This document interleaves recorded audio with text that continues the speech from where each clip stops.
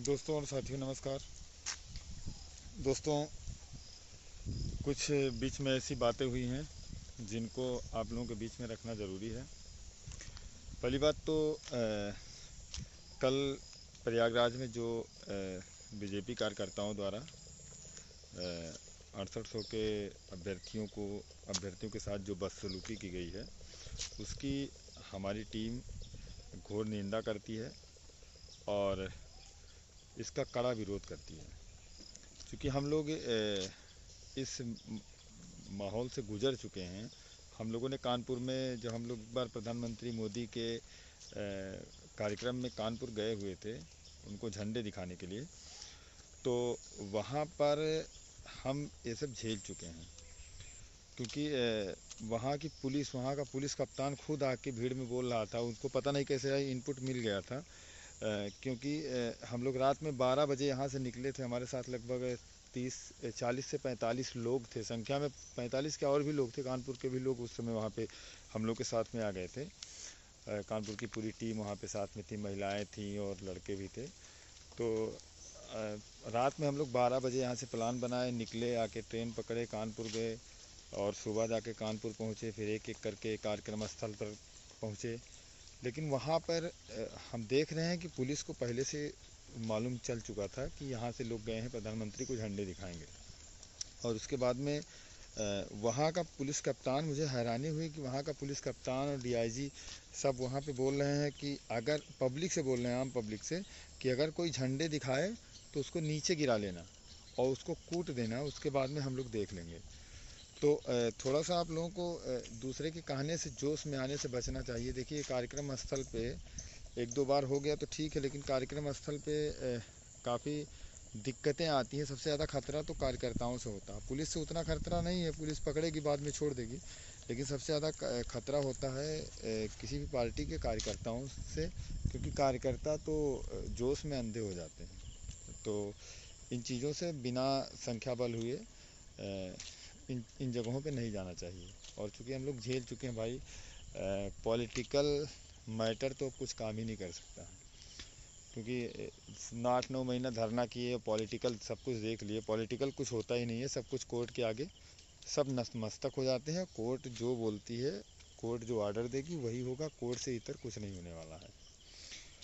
Court में जो matter है, अभी तक आज हम लोग को ये खबर अच्छी सुनाई पड़ रही है कि 12,460 का मैटर जो है, क्योंकि सारे वकील 2 ही मैटर में ज़्यादा इन्वॉल्व थे। 12,460 का जो मैटर है और अपना 69,000 का मैटर जो है। तो अच्छी खबर ये है कि 12,460 का मैटर का ऑर्डर रिज़र्व हो चुका है। और उसमें मतलब जो पहले से चयनित हैं, जो लगे हुए लोग हैं, जो नौकरी कर रहे हैं, उनको छेड़ा नहीं जाएगा।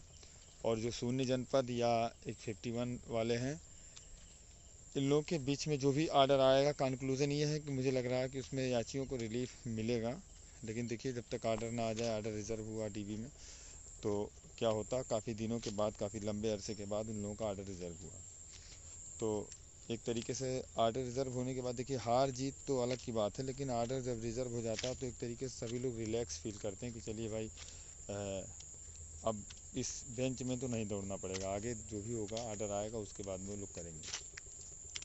हम लोग की बात जो है, तो उसमें चूँकि उसी दिन के बाद में जो सीजे सर थे, प्रीतिंकर दिवाकर सर, वो इलाहाबाद चले गए।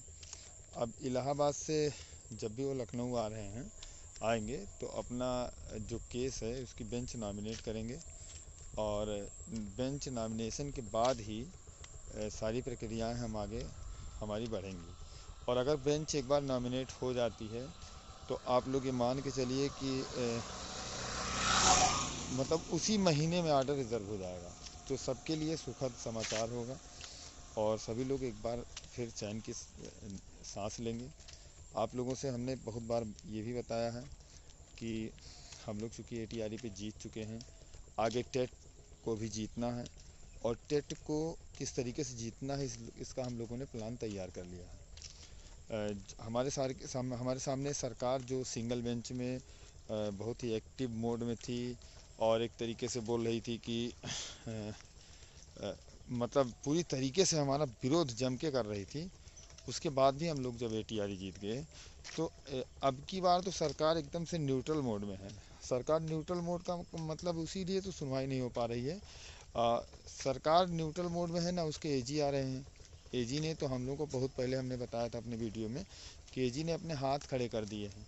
AG बोल रहा है कि हम इसमें कुछ नहीं कर सकते, ATRE part of the game है भाई। अब कोई पुराना आर्डर ले आए कि ATRE part of the game नहीं है, भाई ATRE के नंबर जोड़े गए हैं तो ATRE को कौन खारिज करवा सकता है। लेकिन फिर भी कुछ लोगों की कलोल कल्पनाएं हैं और वो कल्पनाएं उनको करने दीजिए। हमारे साथी लोग एकदम से आश्वस्त रहें, ATRE को कुछ नहीं होने वाला है। और हाँ, टेट पे बहुत कुछ होने वाला है। आप देख रहे हैं किस तरीके से रिजर्वेशन का दायरा अलग अलग तरीक़ों से बढ़ाते जा रहे हैं, तो उसका दायरा भाई आप टेट में अगर उसको फॉलो नहीं करोगे तो कितना दायरा बढ़ा लोगे यार, 90% दे दोगे क्या रिजर्वेशन। और उसमें साफ साफ आर्डर में लिखा हुआ है कि reservation should not be exceeded above 50%, मतलब 50% से अबव नहीं हो सकता है। और अगर आप टेट ATRE सभी चीज़ों में देने लगोगे तो 50% से अबव हो जाएगा, तो फिर और जो हम जैसे अभ्यर्थी हैं जो 108 नंबर 110 नंबर ला के जिसके एकेडमिक मेरिट कम है और वो बाहर है, तो उसका नुकसान कैसे हुआ है। हमारी सीटों पर जो शिक्षा मित्राज या जो ये BTC वाले जो कम गुणांक वाले 90 नंबर पा के, और जिनका अधिक गुणांक था 90 नंबर मान लिया पासिंग मार्क टच कर गए और वे हमारी सीटों पे चले गए, तो इस वजह से हमारा नुकसान हुआ भाई। तो इसकी भरपाई कौन करेगा? इसकी भरपाई कोर्ट करेगी, कोर्ट सरकार से कराएगी। तो इसके लिए हम एकदम से पूरी तरीके से आश्वस्त हैं, निश्चिंत हैं। हमारे वकीलों का पैनल अपना केस समझ के लड़ रहा है। जैसे होते हैं ना क्लाइंट, बहुत से लोगों के क्लाइंट होते हैं कि मानते हैं कि अरे हमारे, लेकिन हमारे जो वकील हैं वो अपना केस समझ के लड़ रहे हैं कि जैसे उनका खुद का मुद्दा हो, है ना। तो इसमें हम पूरी तरीके से आश्वस्त हैं कि हम लोग जीतेंगे। आप लोग भी धैर्यपूर्वक रहिए, बार बार फ़ोन कॉल करके मत पूछिए कि भैया केस में क्या हो रहा है, या फर्जी दबाव बनाइए कि बेंच, जैसे बेंच हम नॉमिनेट नहीं करवा पाएंगे। अगर हम बोल दें कि हम बेंच नॉमिनेट करवा रहे हैं तो एकदम से फर्जी और बेतुकी बात है। हम जज हैं क्या कि हम बेंच नॉमिनेट करवा देंगे? हम चीफ जस्टिस हैं क्या कि हम बेंच नॉमिनेट करवा देंगे? तो बेंच कोई नॉमिनेट नहीं करवा पाएगा। जब चीफ जस्टिस चाहेंगे तभी बेंच नॉमिनेट होगी। हाँ, उसके लिए प्रयास कर सकते हैं। मैंने बोला पहले ही, हमारे 2 एडवोकेट लगे हुए हैं, वो अमरेंद्र नाथ त्रिपाठी सर और दुर्गा प्रसाद शुक्ला सर, दोनों लोग लगे हुए हैं पूरी तरीके से। विवेक मिश्रा सर लगे हुए हैं। तो इसमें कोशिश है कि उनको रिमाइंड करा के, उनके कोर्ट रूम में जाके उनको रिमाइंड करा के बेंच को नॉमिनेट करवा दिया जाए। लेकिन आप बोल दें कि सेक्शन में जाके हम बोल दें कि नहीं, हमारे वकील बोल दें, कोई कितना भी बड़ा सीनियर वकील होगा, नहीं इस बेंच को नॉमिनेट करिए, तो बेंच को नॉमिनेट कराना किसी सीनियर वकील का काम नहीं है। वो केवल जज साहब ही करेंगे, और जज साहब जब चाहेंगे तब करेंगे, उसमें कोई किसी का प्रेशर नहीं है। लेकिन अच्छी खबर ये है कि जब भी बेंच नॉमिनेट हो जाएगी हम उनको रिमाइंड कराएंगे। बेंच जब नॉमिनेट हो जाएगी तो नॉमिनेशन के बाद में उसी महीने आर्डर रिजर्व हो जाएगा। 3 से 4 दिन की सुनवाई होगी, क्योंकि पहले से भी सुनवाई हो चुकी है, सारे रिकॉर्ड्स पहले से जमा हैं, उस पर केवल बहस होनी है, और बहस होने के बाद में जो भी होगा आर्डर रिजर्व हो जाएगा और सारा जो भी डाटा है आप लोगों के सामने आएगा। कुछ चीज़ें और भी हैं कि हम किस बार कोर्ट में क्या करने वाले हैं, इसकी बात हम आप लोगों को नहीं बताएंगे, क्योंकि बहुत से लोग वीडियो देखते हैं तो वो लोग इसका फ़ायदा उठा सकते हैं।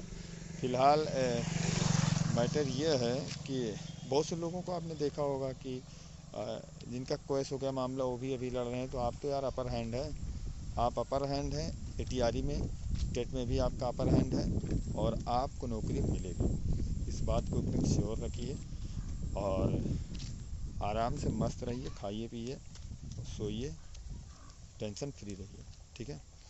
और लास्ट में मैं एक बार फिर से सरकार जो कल प्रयागराज में हुआ, अब एक गरीब अभ्यर्थियों के साथ, आम अभ्यर्थियों के साथ, उसकी मैं कड़ी निंदा करता हूं अपनी टीम की तरफ से। और भविष्य में अगर सरकारें ऐसा ही करती रहेंगी, छात्रों के अधिकारों का हनन करती रहेंगी, तो हम लोग अब छात्रों के सम्मान में मैदान में ज़रूर उतरेंगे। धन्यवाद दोस्तों, नमस्कार, जय हिंद, जय श्री राम।